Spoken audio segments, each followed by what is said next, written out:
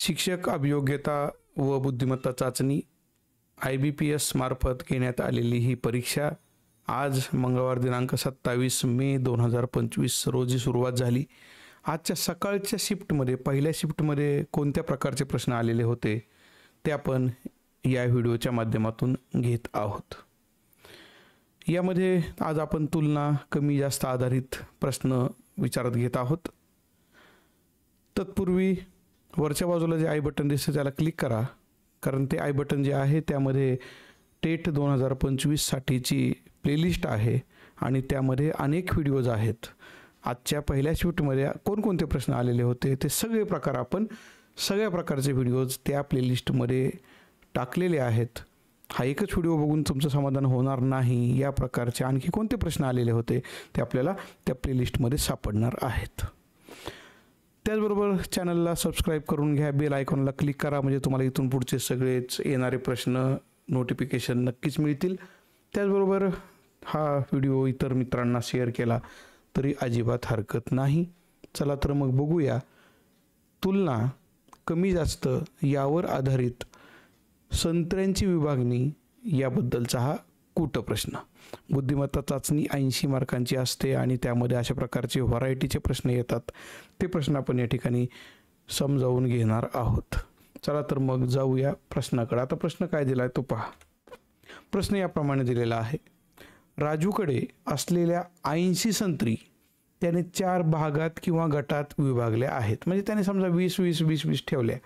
हा एक प्रकार आपण म्हणतो 20-20-20, पण 20-20 नाही ठेवलेले. त्याने कसं केलेलं आहे, त्यानं केलेल्या 4 गटांपैकी पहिल्या गटाच्या संत्र्यांच्या संख्येत 3 मिळवले, दुसऱ्या गटाच्या संत्र्यांच्या संख्येतून 3 वजा केले, तिसऱ्या गटाच्या संत्र्यांच्या संख्येला 3 ने गुणले, चौथ्या गटाच्या संत्र्यांच्या संख्येला 3 ने भागले.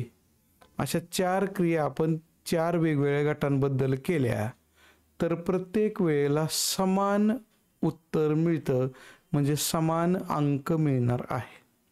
आणि म्हणून विचारलेलं आहे या संत्र्यांच्या विभागणीत अनुक्रमे सर्वात मोठी व सर्वात लहान संख्या कोणती. पर्याय दिलेले आहेत 36, 6, 56, 7, 45, 5 आणि 54, 6. प्रश्न वाचल्यानंतर सुरुवातीला डोकं गरगरतं, मान्य आहे, परंतु प्रश्न पुन्हा एकदा शांतपणे वाचायचा. तुम्ही म्हणाले एवढा वेळ आहे का? नाही ना तेवढा वेळ, परंतु काय करणार, आपल्याला तर प्रश्न सोडवायचा आहे ना, आणि जो प्रश्न सोडवायचा तो अचूकपणे सोडवायचा आहे. विनाकारण चुकीचं सोडवत बसायचं नाही. इथं काय करायचं आहे, आता आपण इथं आता काही संख्या अशा लिहूया. सर्वात मोठी संख्या आणि सर्वात लहान संख्या. म्हणजे या मोठ्या संख्येला काय करावं लागेल, आपल्याला 3 ने भागावं लागेल आणि लहान संख्येला 3 ने गुणावं लागेल. म्हणजे या संख्येला मोठ्या संख्येला 3 ने भागल्यावर जे उत्तर मिळणार आहे तेच लहान संख्येला 3 ने गुणल्यावर मिळणार आहे. हा आपल्याला पहिला नियम मिळाला. आपण पहिलाच नियम अगोदर लावूया आणि यातली कुठली उत्तरं चुकीची असू शकतात, कुठली बरोबर असू शकतात ते अगोदर शोधून घेऊया. चला, मोठ्या संख्येला 3 ने भागायचं. इथं जर तुम्ही 3 ने भागलं तर 12 उत्तर आलं असतं. इथं या 6 या लहान संख्येला 3 ने गुणलं तर 18 आलं असतं. पण त्यांनी काय सांगितलंय, प्रत्येक वेळी समान उत्तर मिळते. मिळले का समान? नाही मिळालं म्हणजे पर्याय क्रमांक 1 हा नक्की चुकीचा आहे, त्याचा विषय संपला. इकडे या बरं आता दुसऱ्या पर्यायाकडं. इथं जर तुम्ही या 56ला 3 ने भागलं आणि 7ला 3 ने गुणलं तर 7 त्रिकी 21 येणार आहे. आणि 56ला 3 ने भागलं तर 3 1 3 आणि पुढं राहत आहेत ते 2 26, म्हणजे 3 8 24 आणि पॉईंटमध्ये उत्तर मिळतंय 18 पॉईंट काहीतरी आणि 21. हे सुद्धा दोन्ही उत्तरं सारखी येत नाहीत, म्हणून पर्याय क्रमांक 2 सुद्धा चुकीचा ठरलेला आहे. पर्याय क्रमांक 3 मध्ये काय होतंय बघा बरं. 45ला जर तुम्ही 3 ने भागलं तर 15 मिळतंय आणि 5ला 3 ने गुणलं तरी सुद्धा 15च मिळतंय. म्हणजे पर्याय क्रमांक 3 बरोबर असू शकतो असेलच असं मी म्हणलेलं नाही, असू शकतो म्हणतोय, कारण आपल्या पहिल्या नियमानुसार मोठी संख्येला 3ने भागणे आणि लहान संख्येला 3ने गुणणे उत्तर समान मिळालं पाहिजे. इथं 15ला 15 मिळाले म्हणजे तिसरा पर्याय बरोबर असू शकतो.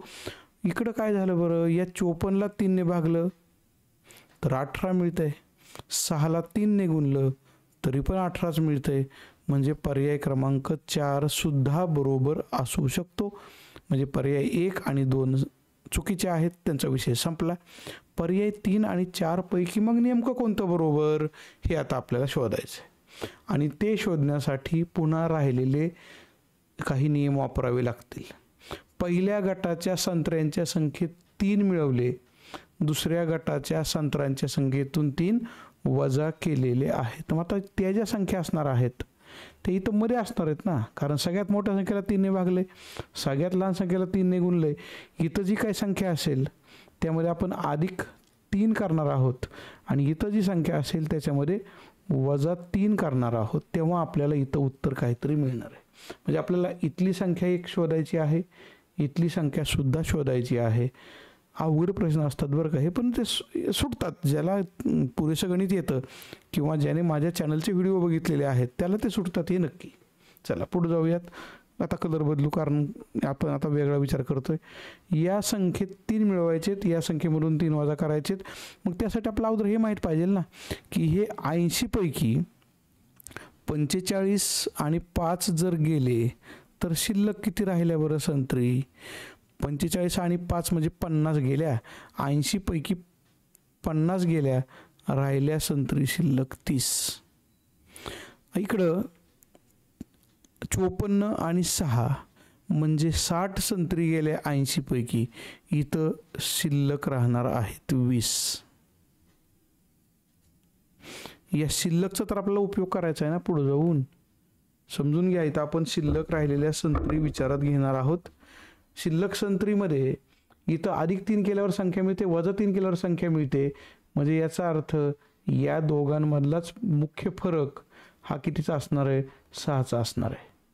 म्हणजे इथं आपल्याला 2 समीकरणं असे मिळतात, x अधिक y बरोबर 30 आणि x वजा y बरोबर 6.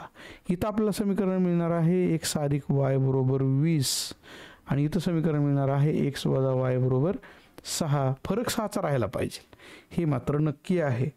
आणि ज्या वेळेला अशा प्रकारचे आपण समीकरणं एक सामायिक समीकरणं म्हणून सोडवणार आहोत त्यावेळेला या 2 समीकरणांमध्ये, आता मी एक एक समीकरण या ठिकाणी तुम्हाला सोडवून दाखवतो. x अधिक y बरोबर 20 याला 1 नंबर दिला, x वजा y बरोबर 6 याला 2 नंबर दिला. या दोघांची आपण जर बेरीज केली तर y आणि वजा y कॅन्सल होतात, शिल्लक राहतात 2x, 20 आणि 6 येतात 26, म्हणजे x ची किंमत येते 13 आणि यावरून y ची किंमत येते 7. पण पुढे आणखी काहीतरी पण आलेला दिसतोय इथं. या 13 मधून तुम्ही जर 3 वजा केले तर 10 मिळतील, 7 मध्ये तुम्ही 3 मिळवले तर 10 मिळतील, म्हणजे 10ला 10 आकडा बरोबर येतोय की.